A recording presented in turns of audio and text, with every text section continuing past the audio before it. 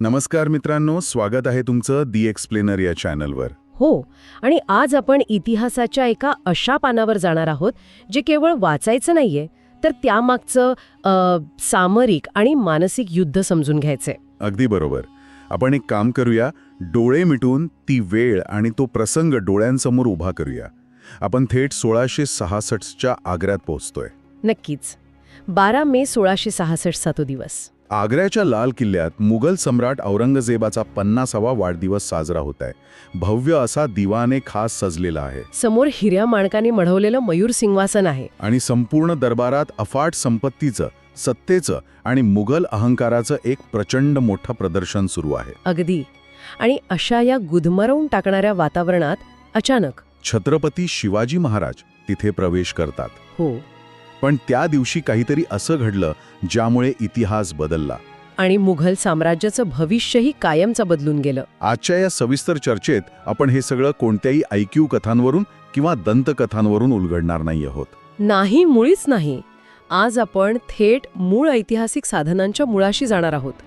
मुघल दरबारातील रोजच्या नोंदी, ज्यांना अखबारात म्हटलं जातं. हो, आणि आग्र्यात उपस्थित असलेल्या परकालदास सारख्या राजपूत अधिकाऱ्यांची मूळ पत्र सुद्धा. अगदी बरोबर. यावरूनच आपण हा प्रसंग उभा करणार आहोत. या ऐतिहासिक भेटीमागचं खरं राजकीय सत्य काय होतं? तो अपमान केवळ योगायोग होता की एक ठरलेली खेळी होती? आणि त्यानंतर जगातील सर्वात मोठ्या निसटण्याच्या थराराचे, म्हणजे त्या ग्रेट एस्केपचे तांत्रिक आणि मानसिक बारकावे आपल्याला आज समजून घ्यायचे आहेत. नक्कीच. पण थेट दरबारातील त्या प्रसंगाकडे जाण्यापूर्वी एक मूळ मुद्दा समजून घेणं मला गरजेचं वाटतं. शिवाजी महाराज मुळात आग्र्याला गेलेच का? हा खूप महत्वाचा प्रश्न आहे. म्हणजे एक सार्वभौम राजा, ज्याला औरंगजेबाचा कपटी आणि क्रूर स्वभाव पूर्णपणे माहीत आहे, तो स्वतःहून त्या वाघाच्या गुहेत का गेला? हो. हे म्हणजे सर्व धोके माहीत असतानाही शत्रूच्या सर्वात सुरक्षित चक्रव्यूहात पाऊल ठेवण्यासारखं होतं. अगदी खरंय. आणि या प्रश्नाचं उत्तर मुळात 1665 मध्ये झालेल्या पुरंदरच्या तहात दडलेलं आहे. औरंगजेबाने आपला सर्वात अनुभवी, धूर्त आणि बलाढ्य सेनापती मिर्झा राजा जयसिंग याला प्रचंड मोठ्या सैन्यासह दक्षिणेत पाठवलं होतं. हो, आणि त्या जयसिंगाने स्वराज्याभोवती असा काही फास आवळाला होता की पुरंदरच्या वेढ्यात मराठ्यांचे अतोनात हाल होत होते. बरोबर. रयतेचे प्राण वाचवण्यासाठी आणि स्वराज्याचं मूळ टिकवण्यासाठी महाराजांना अत्यंत कठोर तडजोड करणं भाग पडलं. या तहानुसार महाराजांना त्यांचे तब्बल 23 महत्वाचे किल्ले मुघलांना द्यावे लागले. बापरे, 23 किल्ले? हो, आणि फक्त 12 किल्ले स्वतःकडे ठेवावे लागले. पण किल्ला देणं वेगळं आणि थेट आग्र्याला बादशाह जाणं वेगळं. मिर्झा राजा जयसिंगाने महाराजांना यासाठी कसं राजी केलं असेल? कारण जयसिंग हा केवळ एक सेनापती नव्हता, तो एक मुरलेला मुत्सद्दी होता. त्याची खेळी अतिशय दूरगामी होती. म्हणजे त्याला महाराजांचा वापर करायचा होता. अगदी. त्याला शिवाजी महाराजांना मुघल सत्तेचा एक भाग बनवून त्यांचा वापर विजापूर आणि गोवळकोंडा या दक्षिणेतील इतर राज्यांविरुद्ध करायचा होता. अच्छा. जयसिंग आणि त्याचा मुलगा रामसिंग यांनी महाराजांच्या सुरक्षिततेची आणि सन्मानाची पूर्ण हमी दिली होती. औरंगजेबाने इतशी पत्र पाठवली होती. पण महाराजांच्या दृष्टिकोनातून पाहिलं तर त्यांनाही यातून काही महत्वाच्या गोष्टी साध्य करायच्या असतीलच ना? नक्कीच. एक तर मुघल साम्राज्याची खरी ताकद, त्यांची राजकीय व्यवस्था आणि त्यांचे कमकुवत दुवे थेट त्यांच्या राजधानीत जाऊन जवळून पाहण्याची ती एक मोठी संधी होती. खरंय. आणि दुसरं म्हणजे स्वराज्याची घडी पुन्हा बसवण्यासाठी त्यांना थोडा वेळ, म्हणजे एक ब्रीदिंग स्पेस हवी होती. आणि इथंच महाराजांची दूरदृष्टी दिसून येते. वाघाच्या गुहेत जाताना त्यांनी स्वराज्याची जी काळजी घेतली ती खरोखर थक्क करणारी आहे. अगदी बरोबर. आणि अष्टप्रधान मंडळाकडे सोपवला. त्यांनी स्पष्ट व्यवस्था लावून दिली होती की त्यांच्या अनुपस्थितीत किंवा अगदी त्यांचं काही बरं वाईट झालं तरी स्वराज्य तसंच चाललं पाहिजे. हो. प्रशासन स्वतंत्रपणे चालवण्याची ही व्यवस्था त्यांच्या राजकीय परिपक्वतेचं एक उत्तम उदाहरण आहे. मग प्रवासाला कधी सुरुवात झाली? 5 मार्च 1666 ला महाराज आपल्या 4000 सैनिकांच्या ताफ्यासह आग्र्याकडे निघाले. पण या प्रवासातच मुघलांच्या वृत्तीची चुणूक त्यांना दिसू लागली होती. म्हणजे काही घटना घडली का वाटेत? हो ना. वाटेत जेव्हा ते औरंगाबादला पोचले तेव्हा तिथला मुघल सुभेदार शफक-ए खान याने शिष्टाचाराप्रमाणे त्यांना सामोरे न येता केवळ आपल्या पुतण्याला पाठवून दिलं. ही तर मुद्दाम केलेली कुरघोडी होती. मुघल अधिकारी त्यांना एक मांडलिक राजा म्हणूनच वागवण्याचा प्रयत्न करत होते. नक्कीच. पण महाराजांनी तिथेच आपला बाणा दाखवून दिला. त्यांनी काय केलं? भेटायला यायला भाग पाडलं. वा, यावरून त्यांचा स्वाभिमान दिसून येतो. ते कुणाचे मांडलिक म्हणून नव्हे, तर एका स्वतंत्र राज्याचे राजे म्हणूनच आग्र्याला जात होते. आणि हीच गोष्ट मुघलांना पचत नव्हती. आणि मग तो ऐतिहासिक दिवस उजाडतो. 11 मे रोजी महाराज आग्र्याच्या वेशीवर पोचले आणि 12 मे रोजी औरंगजेबाच्या दरबारात गेले. हो. आपण त्या दिवाणे खासची कल्पना करूया. लाल सँडस्टोन आणि पांढऱ्या संगमरमराची ती भव्य इमारत, सोन्याचे खांब आणि समोर प्रत्यक्ष औरंगजेब. अगदी. एक सार्वभौम राजा ज्यांनी स्वतःच्या मनगटावर आणि बुद्धिमत्तेवर एक राज्य निर्माण केलं आहे. तो त्या ऐश्वर्य संपन्न पण तितक्याच गर्विष्ठ दरबारात उभा आहे. तिथे नेमकं काय घडलं? मुघल दरबाराचा एक अत्यंत काटेकोर ठरलेला शिष्टाचार असायचा. बक्षी असद खान याने महाराजांना दरबारात पुढे नेलं. महाराजांनी नेहमीप्रमाणे बादशहाला नजराणा पेश केला. बरं. पण औरंगजेबाने त्यांच्याशी साधी विचारपूसही केली नाही. त्याने त्यांच्याकडे साधं पाहिलंही नाही. पाहिलं सुद्धा नाही. नाही. अखबारात मधल्या नोंदी वाचल्या तर आपल्याला औरंगजेबाची मानसिकता समजते. त्याचा असा विचार होता की इस्लामच्या धर्मात मंदिराकडे पाहणेही अयोग्य आहे. किती भयंकर द्वेष होता हा. हो. औरंगजेब शिवाजी महाराजांना केवळ एक बंडखोर मानत होता. पण नुसतं दुर्लक्ष करणं हाच एकमेव अपमान नव्हता. इथं आपण त्या मनसबदारी व्यवस्थेचं तंत्र समजून घेतलं पाहिजे. नुसतं 5000 मनसबदार असं म्हणून आपण पुढे जातो, पण त्यामागचं राजकारण खूप खोल होतं ना. हा अत्यंत महत्वाचा तांत्रिक मुद्दा आहे. मुघल दरबारात मनसब म्हणजे तुमची लष्करी आणि राजकीय पायरी. औरंगजेबाने शिवाजी महाराजांना 5000 मनसबदारांच्या रांगेत उभं केलं. आणि या 2 मोठे अपमान दडलेले होते. बरोबर. पहिला अपमान म्हणजे काही वर्षांपूर्वी औरंगजेबानेच महाराजांचा लहान मुलगा संभाजीराजे यांना 5000 मनसब दिली होती. बापरे. म्हणजे ज्या रँकवर त्यांचा 7-8 वर्षांचा मुलगा होता, त्याच रँकवर औरंगजेबाने एका पराक्रमी पित्याला उभं केलं. हो ना. आणि दुसरा त्याहूनही भयंकर अपमान म्हणजे त्यांना ज्या रांगेत उभं केलं ती रांग महाराजा जसवंत सिंग यांच्या मागे होती. हे तर अक्षरशः जखमेवर मीठ चोळण्यासारखं होतं. ज्या जसवंत सिंगला मराठ्यांनी काही काळ आधीच युद्धात धूळ चारली होती, त्याच्या मागे महाराजांनी उभं राहायचं. अगदी. हे राजकीय गणित औरंगजेबाने अत्यंत जाणीवपूर्वक मांडलं होतं. मग महाराजांची प्रतिक्रिया काय होती? परकालदासने आपल्या पत्रांमध्ये या प्रसंगाचं अत्यंत जिवंत वर्णन केलं आहे. महाराजांची प्रतिक्रिया अत्यंत तीव्र होती. त्यांना भयंकर राग आला. त्यांनी तिथेच उभ्या असलेल्या रामसिंगला विचारलं की माझ्यापुढे कोण उभा आहे. आणि रामसिंगने नाव सांगितलं असेल. हो. रामसिंग म्हणाला महाराजा जसवंत सिंग. हे नाव ऐकताच महाराज संतापले.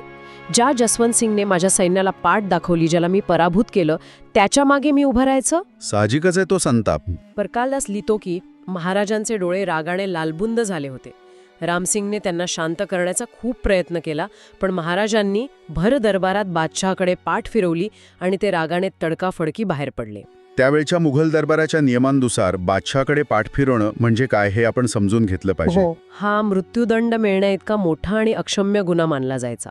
त्या दरबारात आजवर कुणीही औरंगजेबासारख्या क्रूर बादशहासमोर अशी हिंमत केली नव्हती. यामुळेच तो प्रसंग इतका अभूतपूर्व होता. संपूर्ण दरबारात सन्नाटा पसरला. औरंगजेब स्तब्ध झाला. पण यामुळे एक अत्यंत महत्त्वाचा ऐतिहासिक प्रश्न उभा राहतो. कोणता? औरंगजेबाने त्यांना त्याच क्षणी थेट का मारलं नाही किंवा लगेच अटक का केली नाही? मला वाटतं यामागे राजपुतांचं राजकारण असावं. म्हणजे मिर्झा राजा जयसिंग आणि त्याचा मुलगा रामसिंग यांनी महाराजांना सुरक्षितेची हमी दिली होती.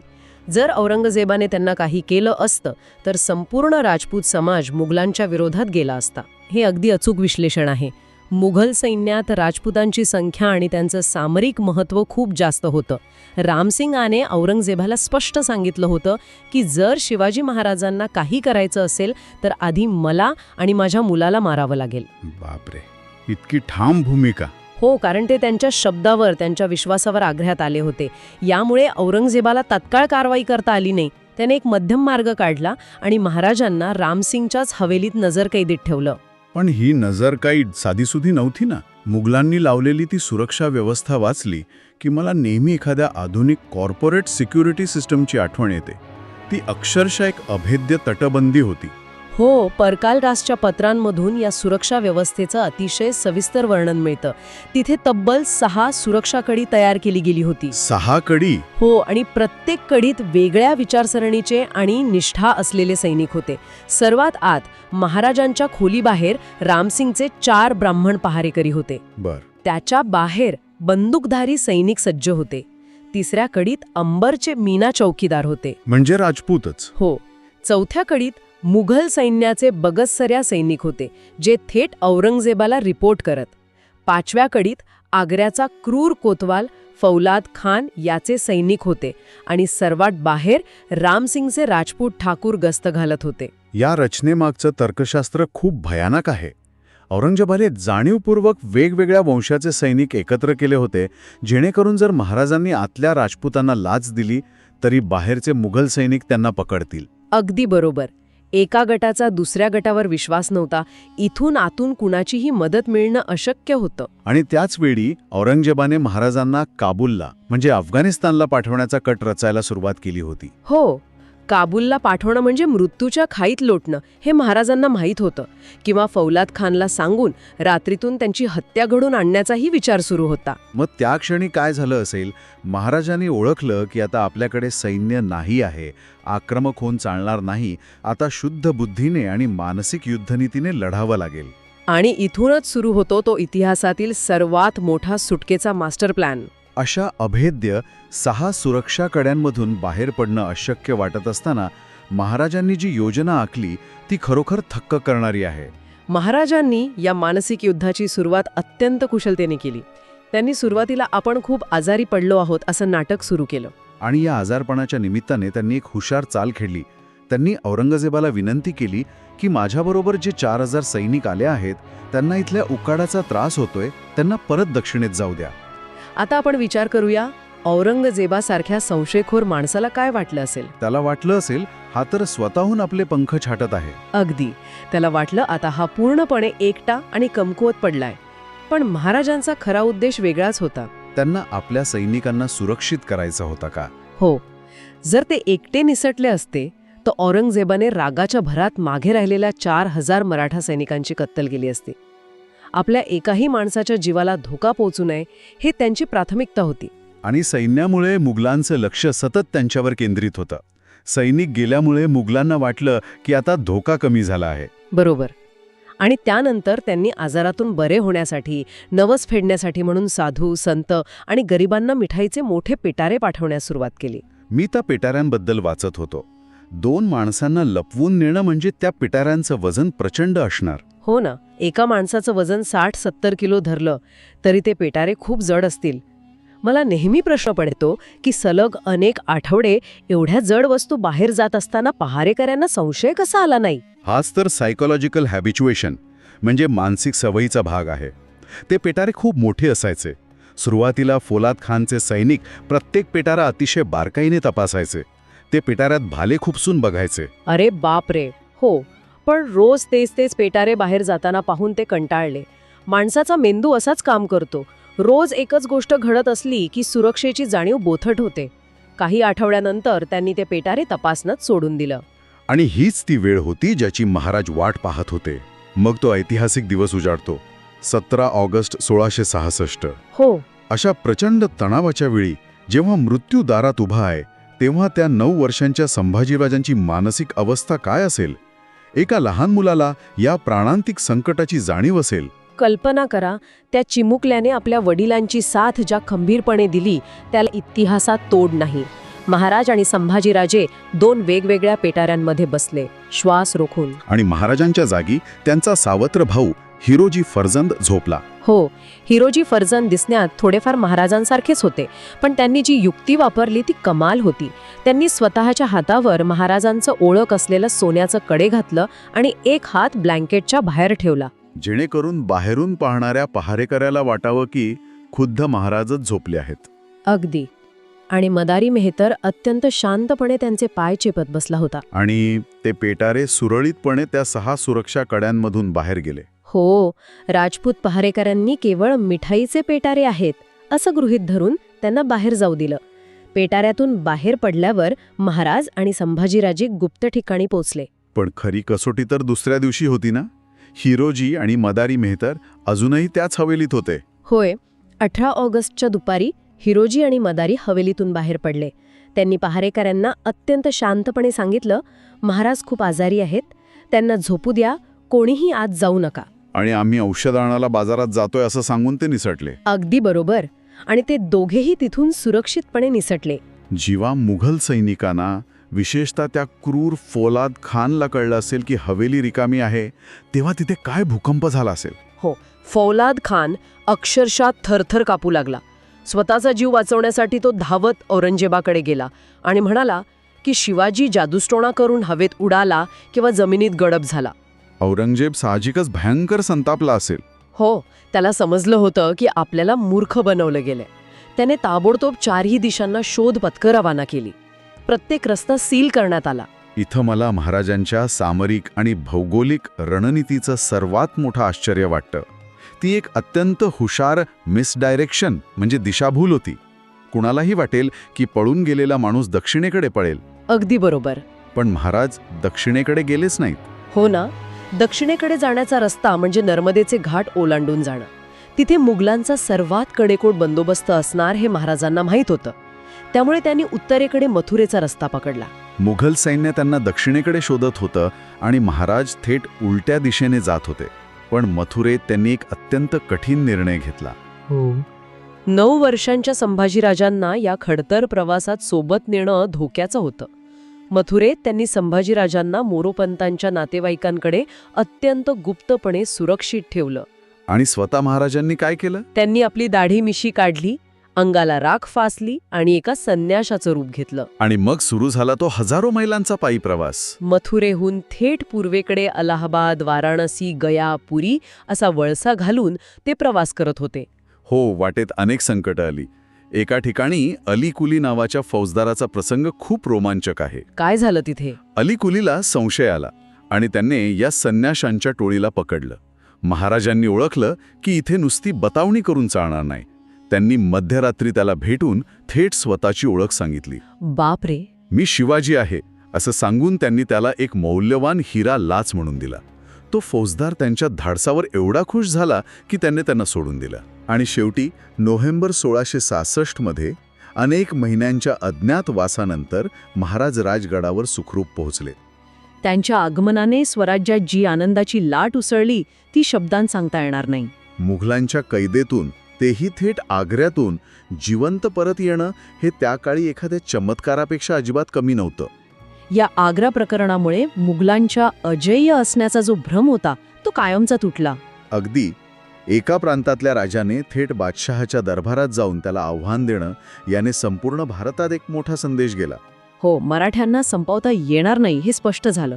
याच घटनेने भविष्यात 1674 मध्ये झालेल्या शिवराज्याभिषेकाची बीजं रोवली.